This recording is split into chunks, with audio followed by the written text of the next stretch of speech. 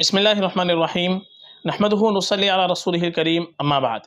محترم ناظرین کرام، ایک صاحب ہیں وحید خان، ان کا سوال ہے: السلام علیکم مفتی صاحب، وہاج نیم رکھ سکتے ہیں لڑکے کا اور اس کے معنی کیسے ہیں؟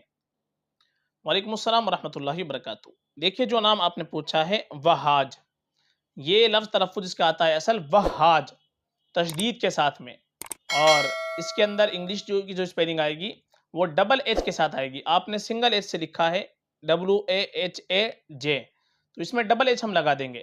وہاج، وہاج کے معنی آتے ہیں روشن، چمکدار ستارہ۔ تو وہاج نام کے جو معنی آتے ہیں وہ بہت ہی بہترین آتے ہیں۔ معنی کے اعتبار سے وہاج نام بہترین ہے، خوبصورت ہے۔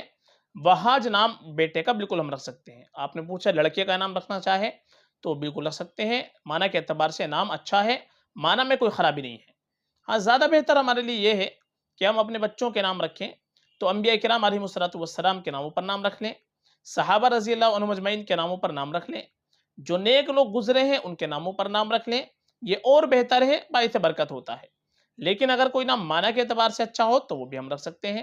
تو وہاج نام معنی کے اعتبار سے بہترین ہے، یہ نام بھی ہم رکھ سکتے ہیں، اس میں بھی کوئی خرابی نہیں ہے۔